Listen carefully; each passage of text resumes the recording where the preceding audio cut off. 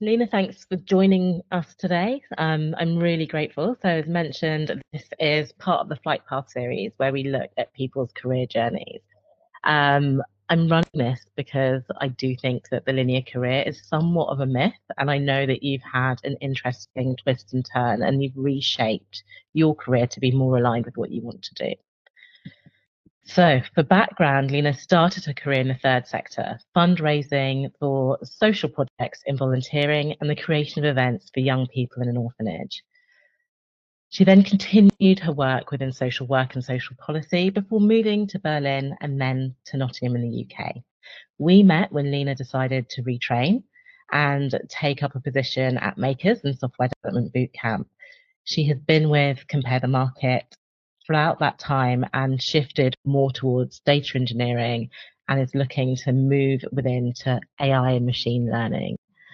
Lena, is there anything else that you would like people to know about you so far?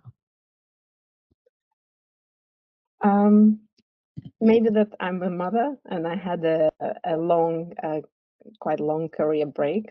So, and I guess it's true for many women and mothers when you get children, you reconsider your options, what you want to do next. So it's definitely was the case for me. So after my kids got a bit older, I started thinking what I want to do next. And in Berlin, by coincidence, I I did like kind of like a boot camp in there, coding classes, and I really loved it. And that was my aha moment, and I realized that's what I want to do. It took me then it was a journey, and then makers, but that moment was very important. Then after you have a break and you're deciding what you want to do next, it's quite a scary moment because you no longer can do what you did in the past, and you still don't know what you want to do next. So this decision period is really important to be kind of open-minded, look at all the opportunities, seeing at your skills, what you could do. So when I've decided, I was so relieved because once you know what you want to do, it's quite easy because then you're just looking in one direction and you're looking for what are the opportunities, options, and you just go for it. It sounds a little bit like it was a blessing and a curse to have that break. But I think sometimes having that reflection time to sit back and consider, it's really a gift because I think a lot of people don't have that. They just go from the next thing to the next thing to the next thing, or the autopilot or out of necessity. Yeah, I completely agree. But I only understand this now. But when I was at that position, it was really difficult because you feel like your time is ticking, you're not employed. Will anyone take you because you didn't work for such a long time? Do you still have skills? Are you employable? It was really scary. And I really took like baby steps. Like I started working in the bookshop just to get the feeling that I can work, I can get salary, I can come on time, and all these things. Because what you do with children is like a different universe to what you need to do when you're going to work. And so yeah, I only understand it now that it wasn't a wasted period. And at the time, I didn't think that. I was really scared and anxious. And will I make it? Will I find my next step in life? So it wasn't easy, but um, I probably had to go for that to get to where I am now. Yeah. When you think about like that sticky time from a mindset point of view, where it felt anxious and you weren't sure if you had the skills to be employable, what was the unlock where you're like, actually, I've done a lot and I've got skills that I can take forward? I think it's getting out of my mom mode. So I just started engaging with like-minded people like me. So, for example, in Berlin, I did a course that was actually done by NGO. So they were helping moms to get back into the workforce. And there were other women like me with children who either moved to Germany or considered other careers. And so we did like classes, and then we carried on for half a year to meet once a month to keep ourselves accountable what we are doing on the journey to get to where we wanted to get. And I think seeing other moms like me in the same situation doing it really helped me to inspire me and keep me on track. And also then doing this course, seeing other people like me changing careers. So I think getting out of that bubble of just being at home with kids, with other moms, to seeing outside world. Okay. So I think that helped. And then all these little steps, like I did this course, was successful. I finished that coding course. It was good. Like I worked in a bookshop, and it was amazing experience because we did workshops there. I saw clients. Like it's all these little steps, kind of like reinforcement. Oh, I'm okay. I can do that. So that's my next step. That's fantastic. And as you're speaking, there's a couple of themes come through. I think one is like this idea of things feeling personal versus universal, and knowing that actually there's other people that are going on this journey. The idea of like having an accountability buddy and someone who is actually like, they're not going to hold your feet to the fire. They're not going to kind of punish you for not doing something, but it's still motivating you to say out loud, I'm going to do this thing. And then you feel like you need to do it. And kind of getting out there and proving to yourself that, yeah, you're fully capable and whole. When you think about your early career and what you dreamt of doing, how did that evolve over time? Um, it's a really difficult question. I think I dreamt of few things, but it was restricted by what was available at the time.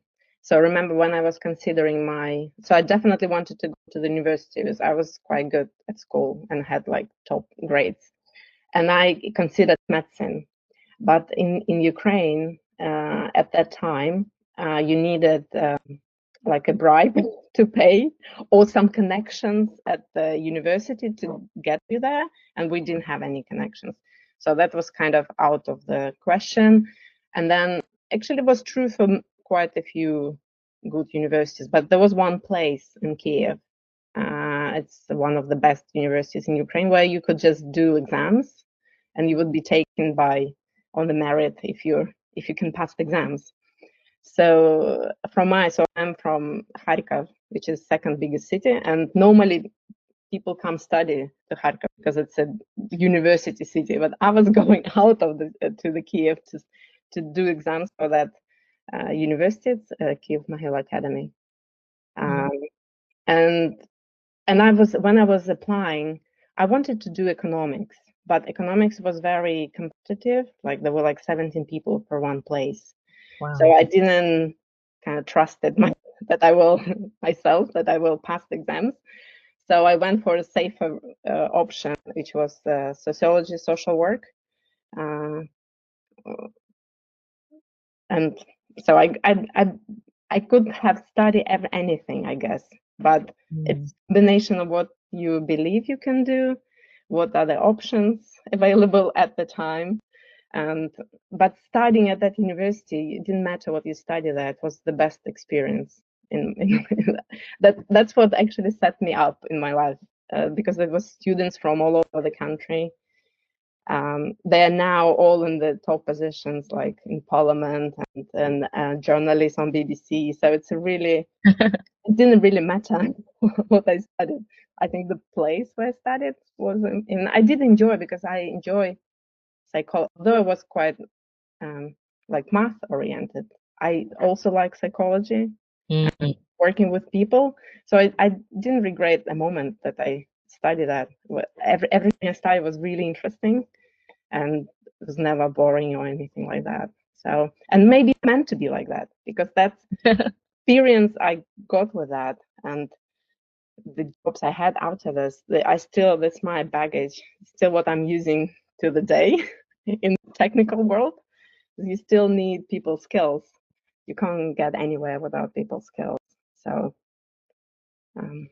yeah, I think that's so true. And it's really interesting that you talked about kind of the bribes or the old boy networks, and sometimes like this idea of it's not what you know, it's who you know.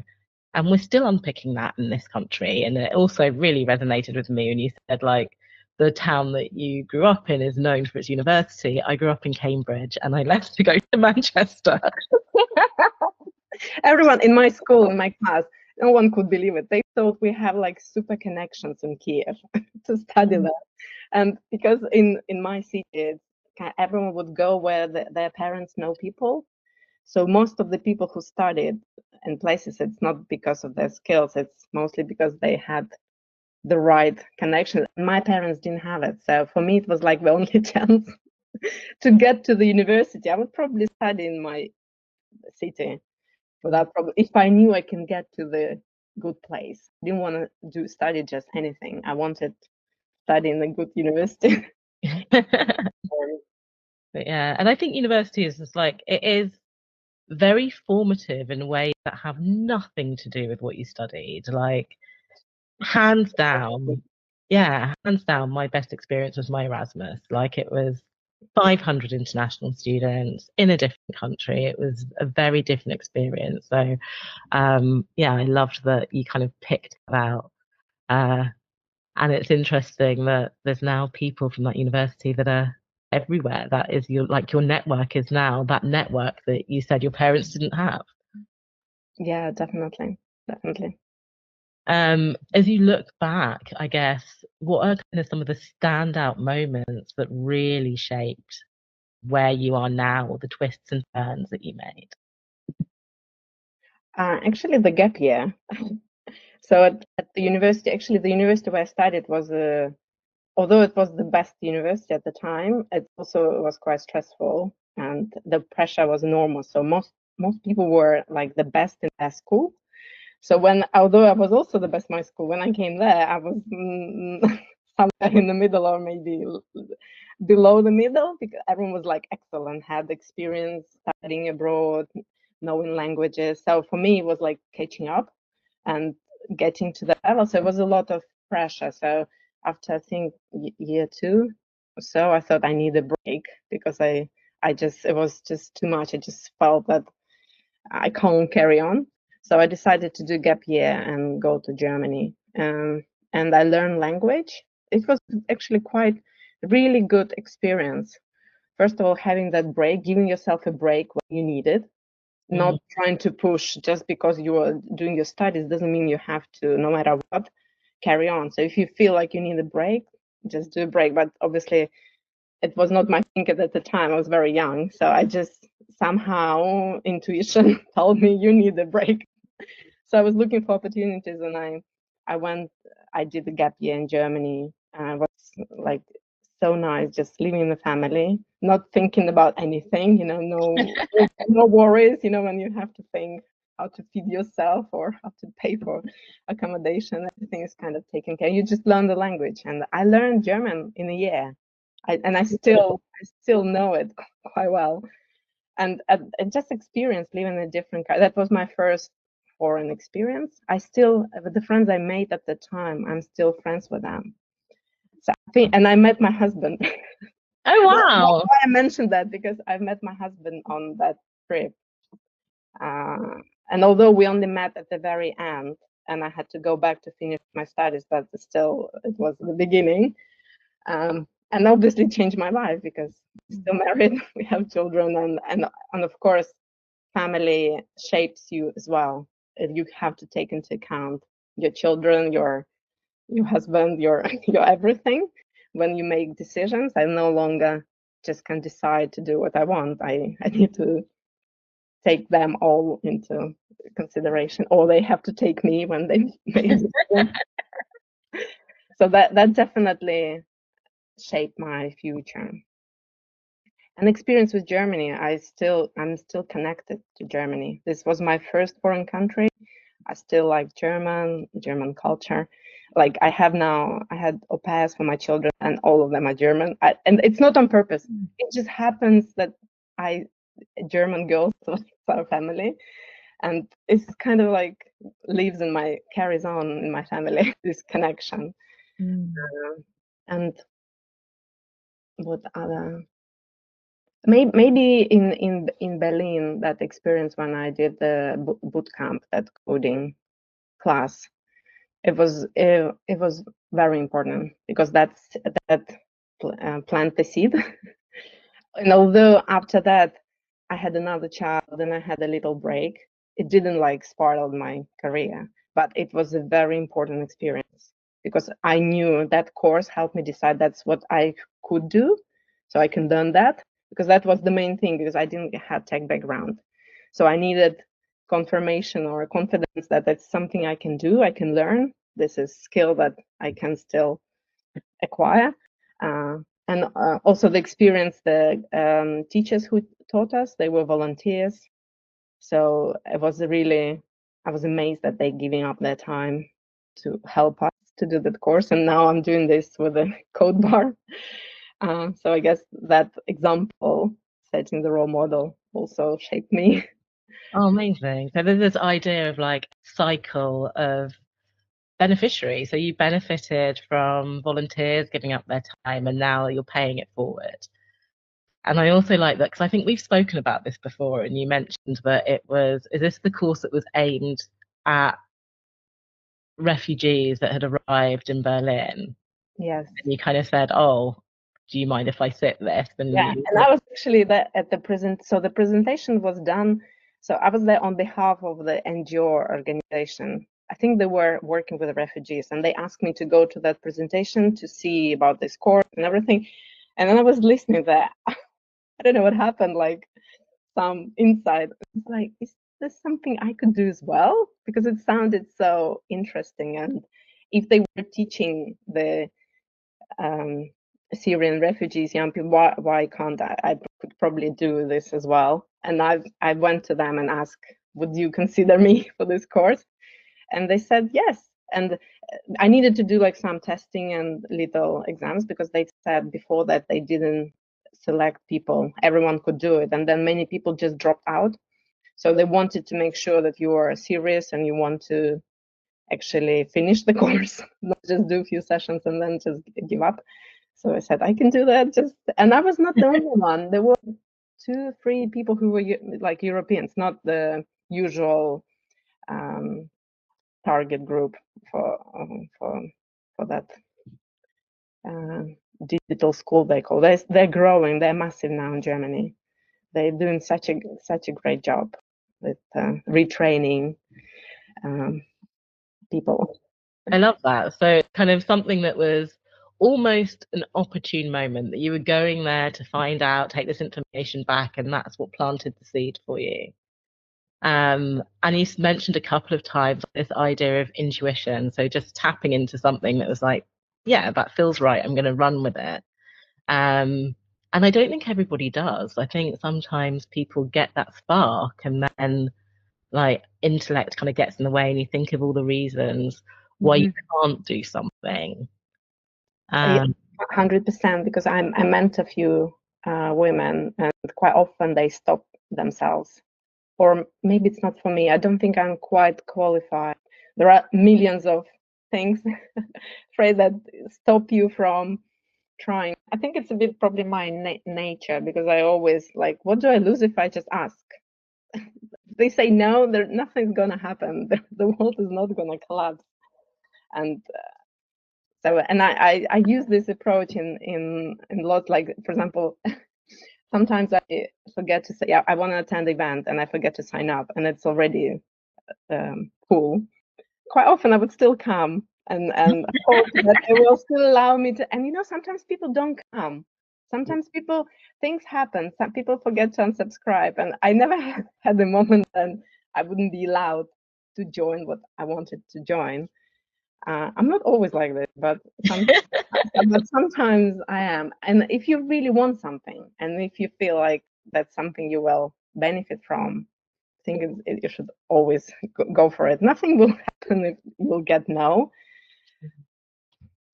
There's so much of that, like me talk and that fear that shows up. So, what do you think of as being the scariest gamble that you took that paid off?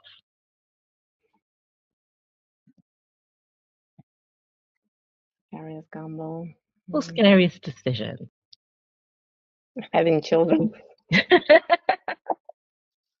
don't know if it was it was definitely kind of like a gamble. I didn't really plan. That's what I want to have. I'm not the person that plans all life ahead. So it was kind of like a gamble. Oh, I have one, I have two, and then, well, maybe three. And then suddenly you realize that you are in this for the rest of your life, and it's not easy. But it's still they no matter how hard it is, and um, what they give is pays for all the troubles, uh, all the sacrifices you have. But if professionally, um, I don't know, maybe go in and study in a different town, because it was definitely the scary thing. It was definitely, I didn't know if I will get in, because it's quite difficult. It's very competitive. And my parents could have talked me out of it, saying, no, why would you go? There are so many opportunities here. Let's try here something. But I was so determined, and some gut feeling, some intuition told me, no, I need to try and see what comes. With it, there was no guarantees or anything that I will get in and my life would be set. So it was kind of taking the chance in a way, trying my best and see what comes. And it paid off, because it shaped all my life. Wow. And I actually really like that it was almost the start of your journey. So it's that start of the journey where it feels the scariest, and you've almost been able to look back at that time and say, well, do you know what? That went okay. I can try this other thing. It's probably going to go okay. Maybe the other thing, if I would look already after, like more recent, applying for this apprenticeship with makers, because at that time I still didn't feel like I have enough skills, that I still thought that I need to learn more. And I remember when at code bar session, so there was from Compare the Market, there was someone presenting this apprenticeship, and I came to them after that. I'm so glad I did. And it's like, oh, I'm not sure if I already ready to apply. And the lady there, remember, probably saw my lack of confidence, and she literally asked me, promise me that you will apply. I can give you 100% that you are good enough for this. and because she kind of was very direct with this, and I did. I don't know if it was kind of like a gamble in a way, because I could have taught myself 100 times and said, no, not now, maybe next time. Let me learn a bit more and make sure I'm ready. But it was kind of like a gamble. Try and see what comes. If you get successful, fine. No, you just carry on doing what you're doing. Yeah, it's like the Dr. Pepper philosophy. What's the worst that could happen? But I wasn't as confident, not at all. I think it really helped what she, and to be honest, when I did makers, if I knew more, I could also get out of it more, because there were people who already on my cohort, there were people with computer science degrees, there were people who were already coding for a couple of years, and I was, compared to them, complete beginner, and it was a lot of pressure and difficult, but still, it's fine. It's what I was learning makers, yeah, not to compare myself with the rest, compare myself with myself and my progress.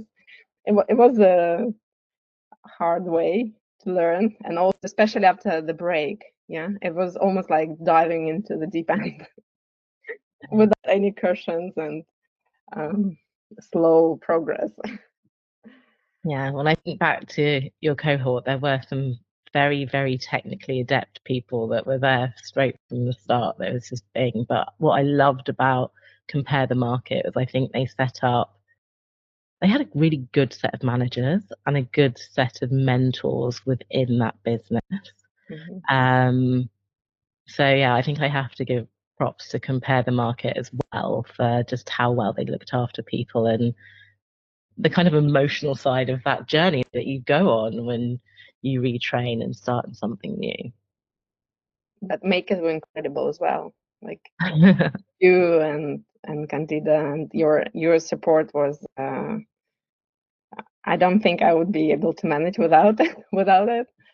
It really meant a lot because it's quite intense, as you know. Yeah, it's a very intense learning period, especially when you don't have that much of the technical background. Mm-hmm. And like we kind of both worked in tech. I think I worked in tech in the commercial side before makers, which I think you may know, but I'm really interested to know where you think advances in technology changed and shifted your career path and how it might have been different if we didn't have the same tech. I think if it was like 20 years ago or 30 years ago, it would be really difficult, like to have career in tech when you're switching. It was very technical. You had to have like knowledge of how to unassemble computer, how to connect like cables. You needed to understand the insides out. Whether now, even how the languages develop, they're very descriptive. So they're like kind of like a foreign language. So you don't need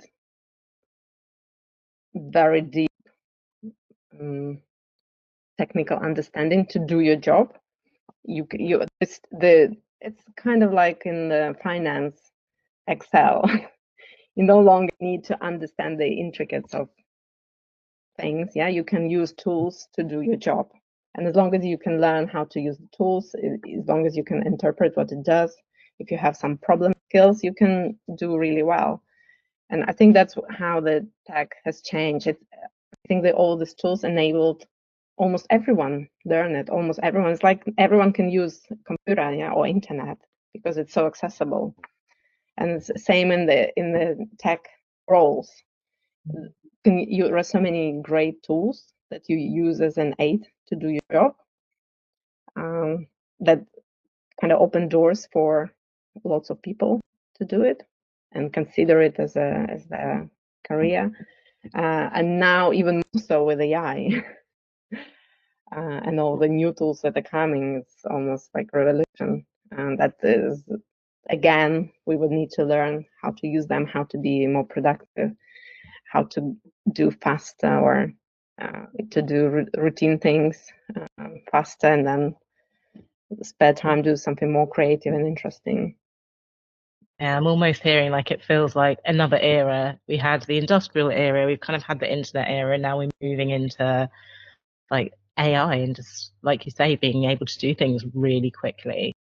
And I think when I started my career, there was a zeitgeist movement who were almost meanly called like techno hippies, and they were always thinking about this idea of universal basic income and how advances in technologies would free up our time maybe 20, 30 years ago. And I don't know that that's happened. So I'm interested to know what will happen and see how that unfolds. But you also touched upon tools and the use of tools. What would you say has been a tool that has become invaluable to the way that you work? I now almost don't use Google, so I use ChatGPT or for coding, ChatGPT inside editor, coding editor. And I use because English is not my native language, so I use it a lot to help me write better texts, for sure. To analyze things like articles or even like YouTube videos I don't have time to watch, but I want on the summary. There are now tools that can summarize for you anything you want. So I use it all the time, to be honest, and not so much Google, much less of a Google. No, and also use tools for like management, like for notes. I don't know if it's much of the AI, but just a tool to keep all my notes and my everything that I write in there. Nice. So, Yeah. What do you use for your notes? I use Notion. Okay. Yeah. I think I was somebody who probably tried just about everything and have ended up back with a combination of Notion and Apple Notes.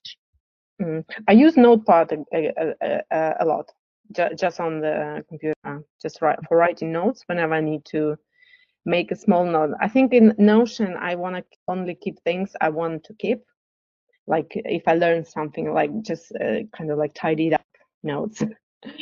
Or like if I write feedback for someone, I'll keep it there. Or if someone writes feedback for me, or anything like my CVs, career-wise, everything I want to kind of store, I'll keep there. But I use Notepad for quick notes if I need to write something quickly, or if I'm in a meeting and want to make few notes that not necessarily need to go anywhere. Kind of like on the paper we used to do, yeah.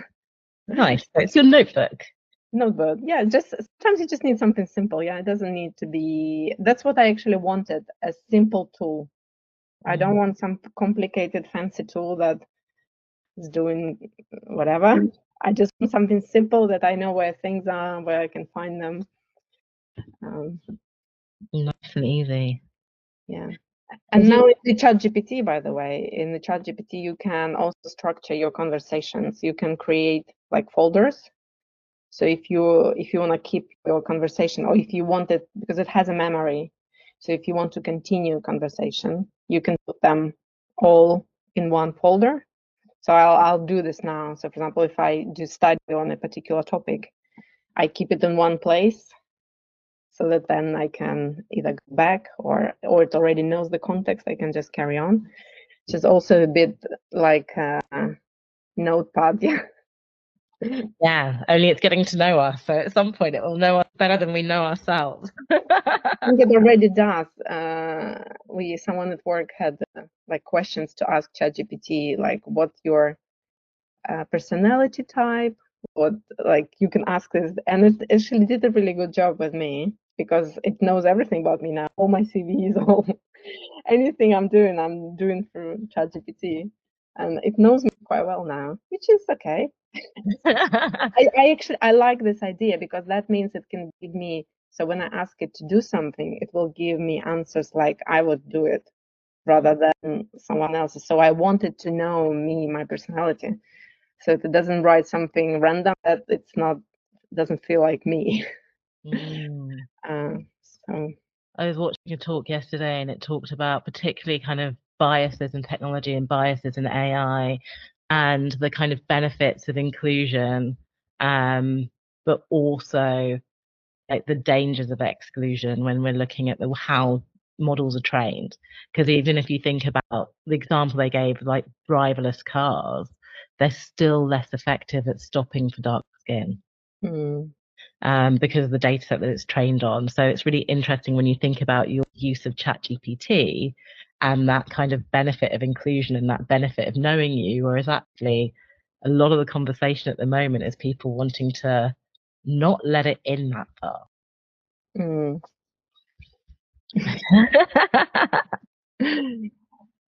So thinking about like your legacy, what advice would you give to people that are navigating their own career right now?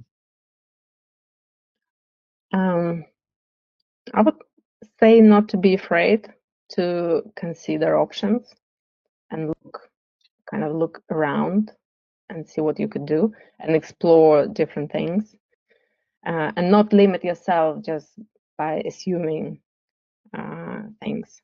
And also trying, if you wanted something to try for quite some time, maybe you should, if it's especially in the back of your mind and there was always something stopping you, but it's there, then maybe you need to try it out. And of course, so I couldn't start what I started if I didn't have support network. That's very important, especially with the children. So, and I think it was a realization for me. So it couldn't happen by itself. I had to develop the support network to free time to do what I want to do. So I needed to either ask for help or au pair or even the cleaner. I don't know, you need to, because if you're in a certain mindset or things are in a certain way, or even if you're, for example, in a job and you want to do something else, it's very difficult while you are in that job. Yeah. So you sometimes you need to be brave and do that break or stop working, or I don't know, do something to change what you're currently doing to give yourself a chance to try something new. And you need some bravery for that. Yeah, because we in that it's hard to break status quo. Yeah, then things work somehow, and you're afraid to change that because you might think, oh, it might be worse than it is. But without it, you don't give yourself that chance. Yeah. So it's like having the bravery to do it, but then also thinking about the practicalities of actually you can't do absolutely everything. And it's going to take some brain space to move on this. So what needs to be delegated or supported by something else? Or when I've heard other stories, sometimes people save money so that they can take that break and do this boot camp or do something, because you not always can just quit the job, yeah, and just do boot camp.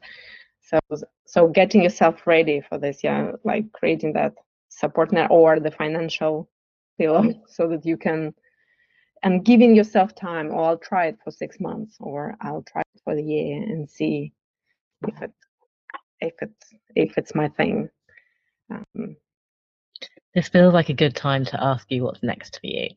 So we've talked about your journey. What's next for you?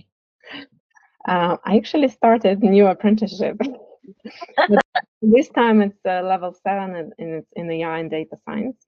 So I wanted to do it for a long time. And in my work, I had the chance to be part of the AI lab, um, where we were looking at how we can improve productivity for everyone in CTM, and what solutions we can develop with AI to improve productivity or do things faster. And so after spending some time there, I realized that that's what I want to do, and I applied for the apprenticeship, and luckily I was supported. So that's where I want to go, like develop further, study, and see. I don't know where it will lead me yet. So the doors are open, and also this is the space that's so fast developing. It's like every 2 weeks something new.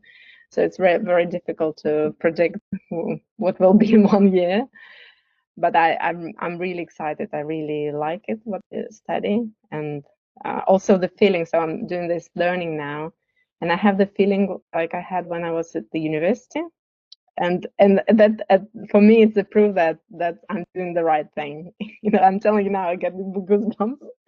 That feeling that you're so excited that you really like what you do, and I think this is the main, I think for me, factor that I'm on the right track, that I'm doing that's right. I don't have to like make myself do it, or kind of, it's not dragging. It's very exciting and fun. So That's beautiful. And I love that it's kind of come back to that intuition and I can see how much it lights you up. So it's amazing to hear.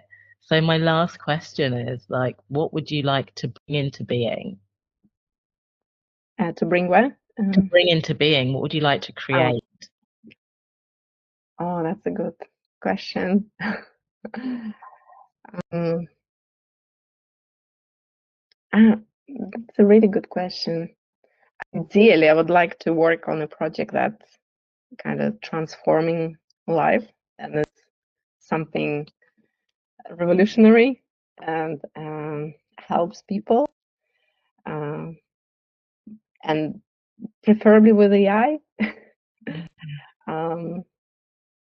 But I don't know yet when it comes, but I'm sure it will. I would really,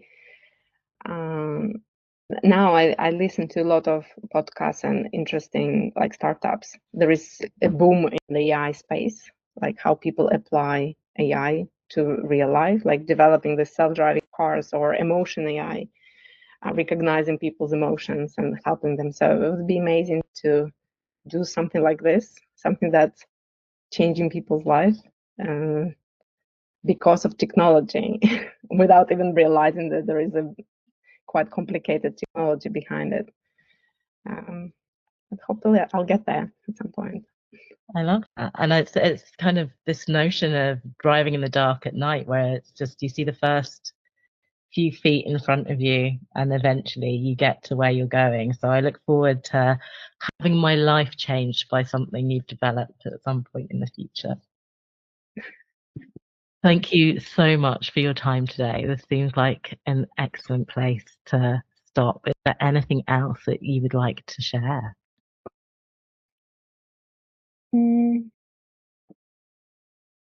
No, I think I'm good. Thank Maybe just saying to the listeners, if anyone wants to connect and ask questions or like talk more in person conversation, I'm quite approachable. You can always connect me on LinkedIn and ask me any questions you have in regards to my journey, or maybe you have questions for your journey. You're considering some change and not sure. Everyone is welcome to message me.